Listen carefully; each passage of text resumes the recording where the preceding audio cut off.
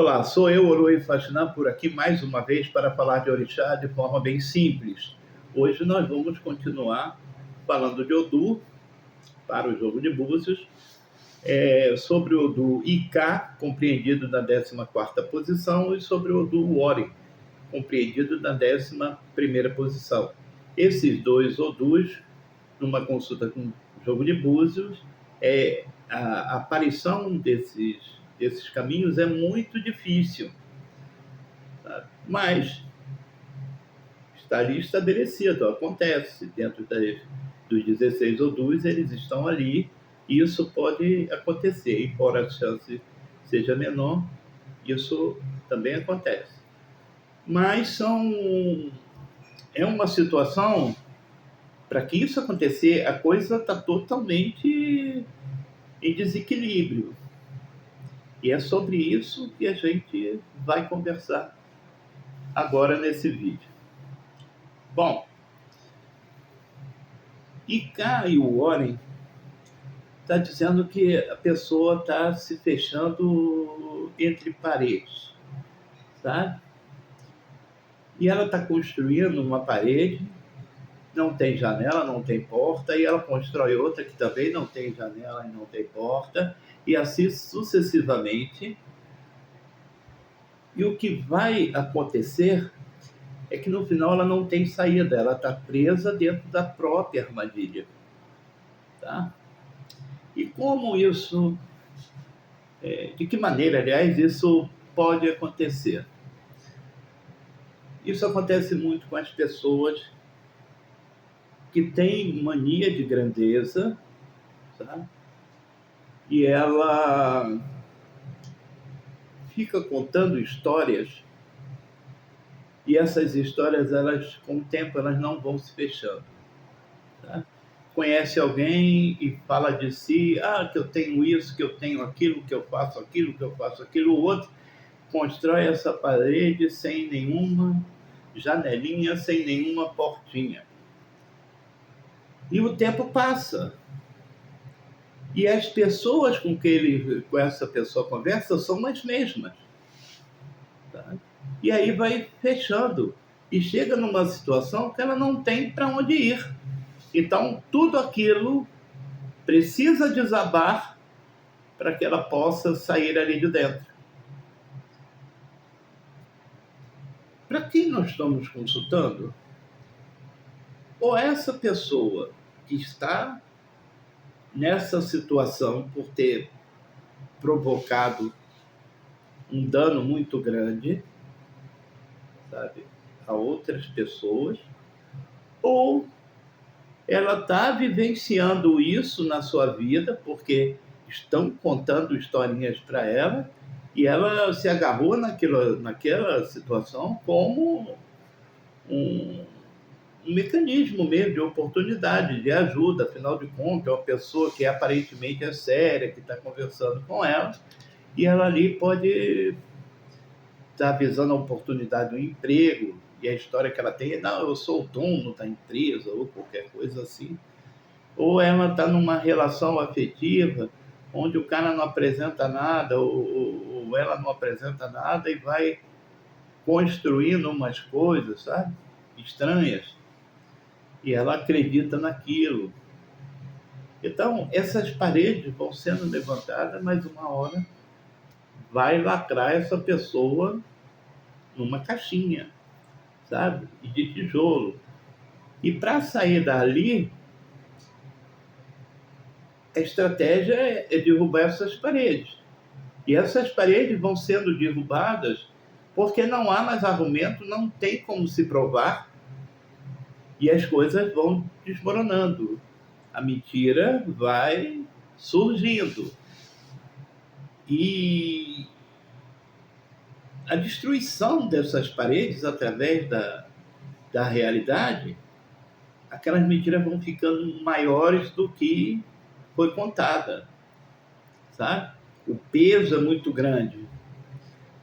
A pessoa será cobrada, responsabilizada, uma série de coisas podem acontecer. Pode ser que deixe para lá Mas pode ser que não seja cobrada literalmente na justiça por esse tipo de abuso.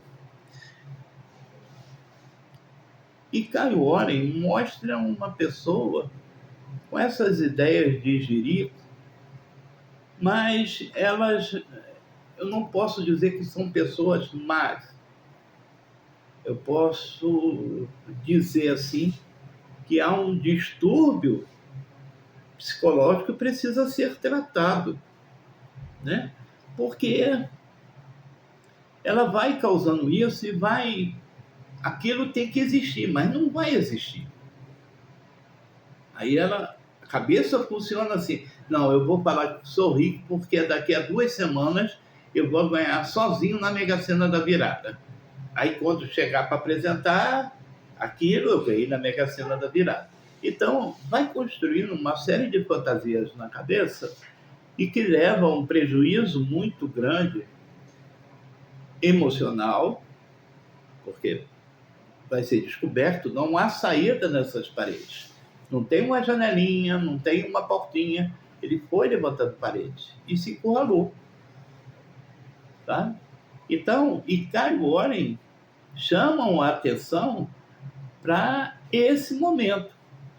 Ou é você que está praticando, eu digo, aquele que está na consulta, que está praticando essa confusão, e ele foi jogar porque ele está doido, como é que ele vai apresentar aquilo que não existe, ou a pessoa que está na consulta está sofrendo esse tipo de situação, aliás, está sofrendo por estar vivendo esse tipo de situação, que estão fantasiando na cabeça dela, e ela precisa sair de uma situação assim. Então, e Caio Oren é muito difícil de acontecer num jogo de búzios, mas ele fala desse problema onde as pessoas fantasiam muito as suas ideias, e isso vai se tornando uma doença, e uma mentira que se conta, você tem que inventar outra para aquilo ser verdade, vai contando e vai contando e vai contando. Só que aqui não é mentira que vira verdade, não. Sabe? Não é falar mais bobagem por aí uma vez só e tá tudo. Não. Ali é construção de um caminho. Sabe? A pessoa começa a contar a história e ela vai buscar conhecimento para continuar com essa história e vai só piorando, porque ela tem o argumento, mas ela não tem o fim, ela não tem, aquilo não chega a lugar nenhum. Então, muito cuidado com Odu, Icá e o Oren.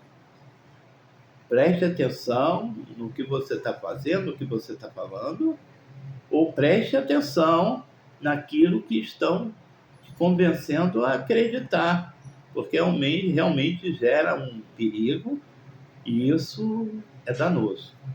Bom, aproveitando aqui, né, a gente falando de Odu, as pessoas continuam me perguntando se, para mim, falar de ebó de Odu. E eu já expliquei muitas vezes que não tem ebó para Odu. Sabe?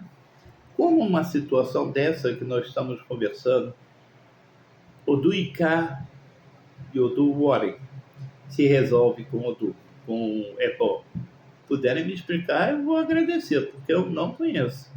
O ebó é uma outra estratégia, é uma leitura específica no jogo de búzio, deixa o Odu de lado e a experiência daquele que vai falar sobre o ebó para você, o que precisa fazer. Ele tem que conhecer os elementos básicos de terra, fogo, ar e água e conhecer a produção desses caminhos, ou seja,